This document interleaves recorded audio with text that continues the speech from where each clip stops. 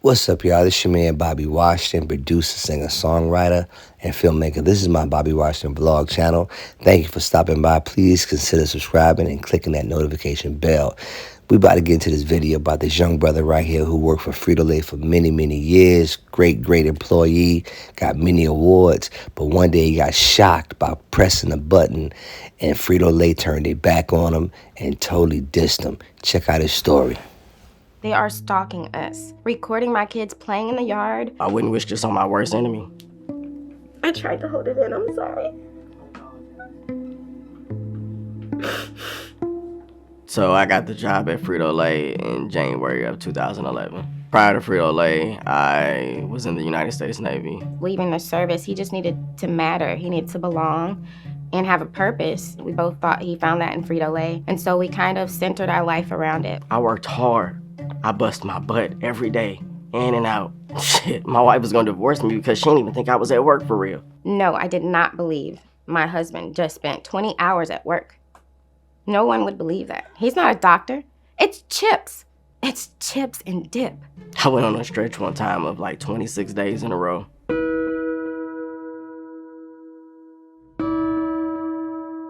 Was using a dock door. You press the button and it automatically does what it's supposed to do. I got electrocuted. I was taken to the ER, but the emergency room they took me to was 45 minutes away.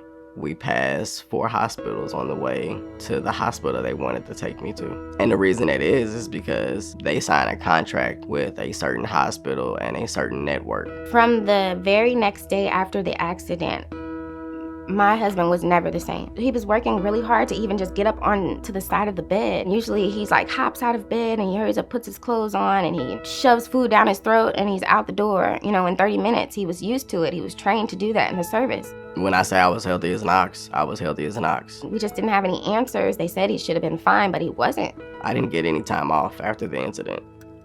I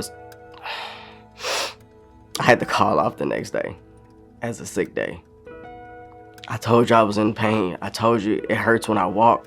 And it was like, okay, are you gonna be here tomorrow? I was a site lead, and I know what that entails. You're a leadership of the whole warehouse. So if you have to fill in, you have to fill in. I asked for some type of relief, period, because I was still obligated to work, like picking cases and unloading trucks or rotating product on a forklift. I asked for a chair that I could sit in that would make me more comfortable while I'm doing my office work. They denied it. You're either 100% or you can't work. It just felt like they was just trying to push me out. Eventually I got an MRI by my primary doctor, and he showed that I had 2 herniated discs in my back. And he was like, you shouldn't be doing anything. They could only fix it with surgery. And my husband still had to work this whole entire time.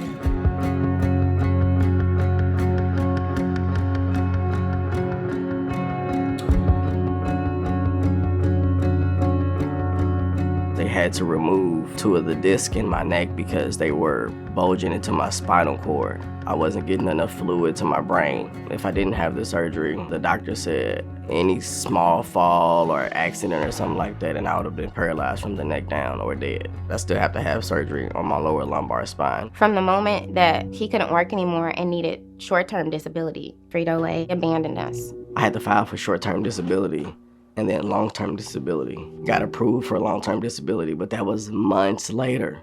So no income coming in. That's a picture of the car. We were driving. They require you to go to the doctor so many times, and the doctor has to say that you're in this condition over and over and over. But guess what? You don't have any insurance anymore through PepsiCo / Frito-Lay because they cut you off. I had to pay for that out of pocket too. Didn't have the money to do that. So guess what? I borrowed money or used credit cards or whatever I could. I even took money out my kids' piggy bank.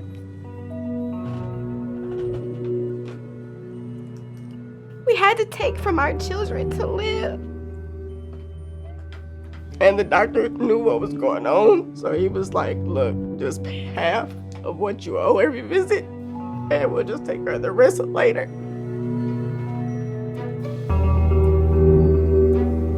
I never wanted to have a lawsuit. Just not me. But I did ask for help. and I wasn't getting it.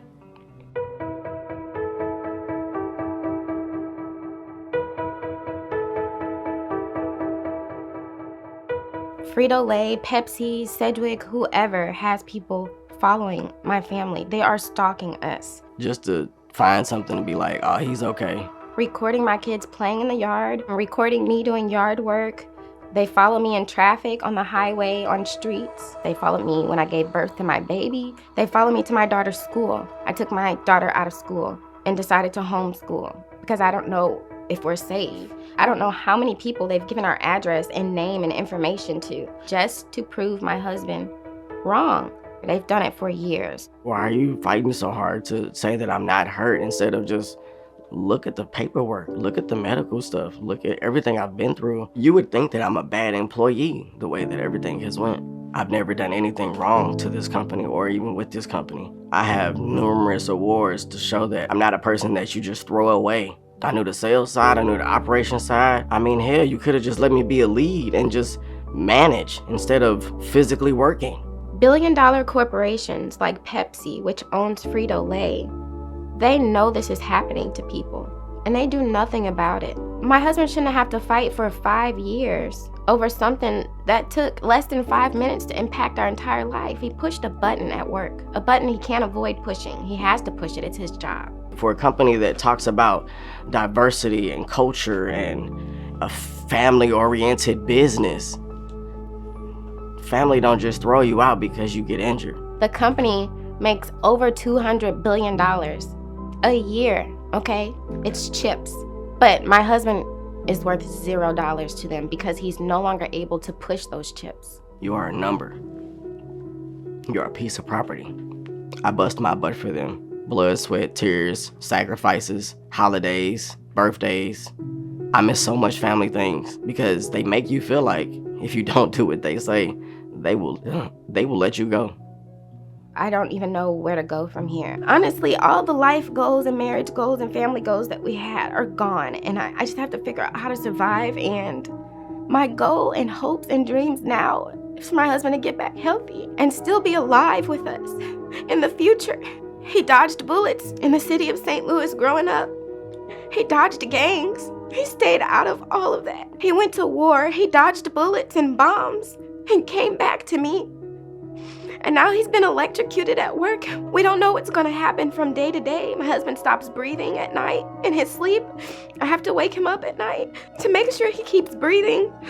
I have to help with my children who don't understand they can't jump and play with daddy. I mean, I just went from a very fit guy to a guy who is disabled and can barely just handle regular life stuff. I'm 36. I should be able to play with my kids in the yard. I just want my life back.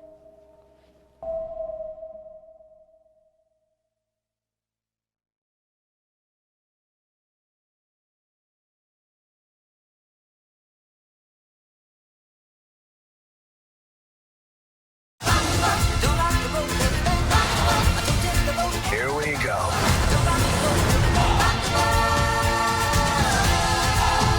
See Disney's Jungle Cruise. It's time to rock the boat, America.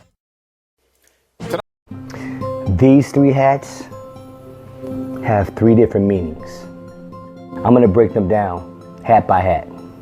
This hat represents me, the family man, husband and father.